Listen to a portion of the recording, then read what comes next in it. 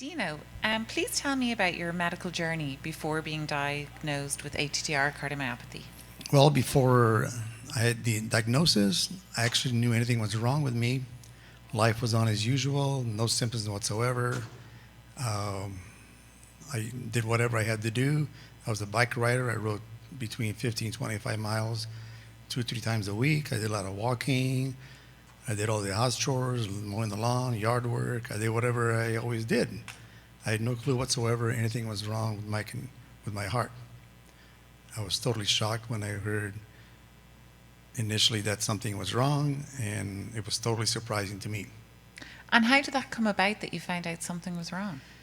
Um, my primary doctor noticed my left ankle, there was swelling there, and I've never had swollen legs before. And they did an echo at a local facility, and that showed something. He was quite adamant about me getting in to see a specialist, a cardiac specialist. I'm not sure if our area had one at that time. So he was able to get me in quite quickly. He never mentioned the word amyloidosis to me. That was never mentioned to me ever until I was diagnosed with the disease. Before you had the echo, did you have any other tests before you went there?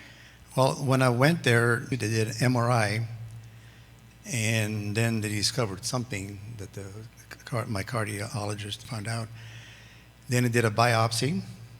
It was sent to a facility, and they found out what type of amyloidosis I had. I really had no clue what he was talking about. He explained it to me, but I was still clueless because I'm not in the medical field whatsoever. And was that a heart biopsy that you had to have? They did a biopsy. Taking tissue from your heart? That's what was sent to the facility. Okay. There were some symptoms, but I had no clue what was happening. I had carpal tunnel. Okay. About 25 years ago, I believe it was. Mm-hmm. And both of my biceps, I was a PE teacher, and I was demonstrating the discus throw. And all of a sudden, my arm felt weird, and one of the biceps, came apart, and the kids were laughing because my other bicep went up in the air. Mr. Cool, oh my gosh, you're really buff, and what the heck happened here, And and then years later, the other one went out. And had you ever mentioned the biceps rupture or showed it to your PCP? No, he wasn't concerned about it. I did go to a bone specialist, and he said, well, there's nothing we can do about it. They never mentioned anything, neither did my primary physician. Neither one had ever talked about amyloidosis. The only time they talked about it is after the diagnosis was made.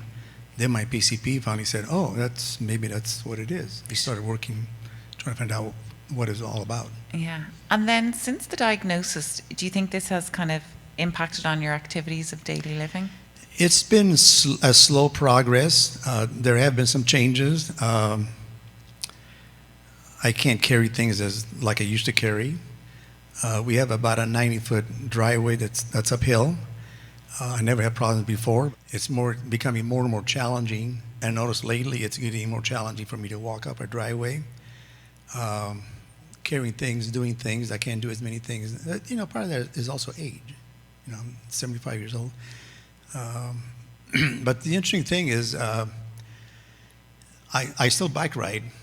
And the funny thing is when I go bike riding for the first 2 or 3 miles, I feel more challenging to do the ride. And as I get into the ride, like in the last 12, 15 miles, it's as if nothing was wrong. And then when I come back from my bike ride, I walk up the hill, and I feel just about normal. That's one of the things that I've noticed. So keep continuing to exercise really helps you. And also when I walk, sometimes I take walks, and when I come back, after I take a walk, it's easier for me to go up the driveway. Is there anything you would have said to your physicians or other physicians before you got now that you know you have the diagnosis? I didn't know anything was wrong with me, so I really couldn't question anything. The carpal tunnel, I know a lot of people have carpal tunnel, so to me I thought it was just a normal carpal tunnel. I went to did both wrists and went home on the same day and everything. And then when my biceps, I just thought, well, the muscles just, because I was always very active. I was a weightlifter. I did a lot of things physically. Figured, well, I'm getting old, and they just popped. So Yeah. I never thought about it, and my doctor never thought anything about it, because I don't know if they really knew about amyloidosis. I don't think they did. And yeah, what you explain about feeling better after exercising often happens to a lot of people, that they feel they Okay. can climb the stairs a lot easier when they've been up and about, Right.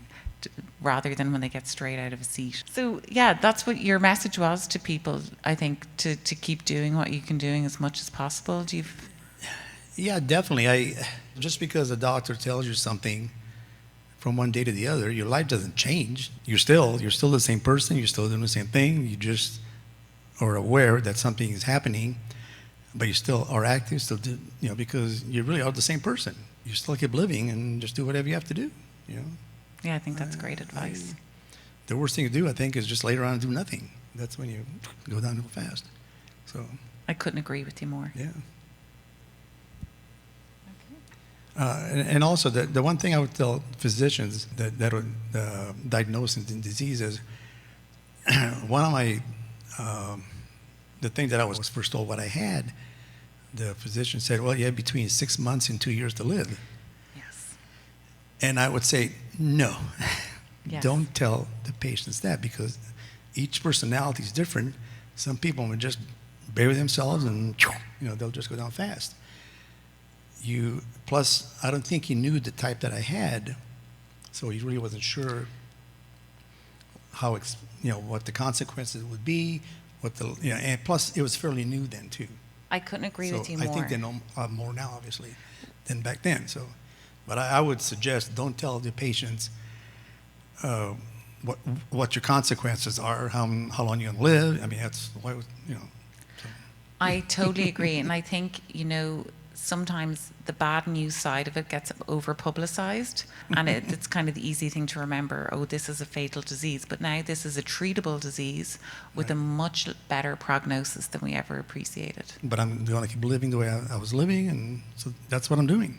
So Yeah, great. And 9 years after diagnosis, that's 9 tremendous. years, and I got to thank my cardiologist here. He's been very, very helpful. Anytime I have a question online, he answers right away, that's another thing that I would recommend doctors.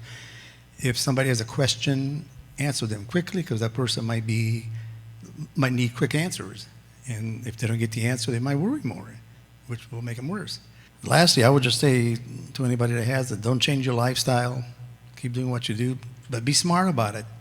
If your cardiologist tells you to slow down, don't go up hills, don't carry heavy things, don't do them. It's been a pleasure hearing your story and hearing how well you're doing. Yeah. I'm very blessed. Thank you very much.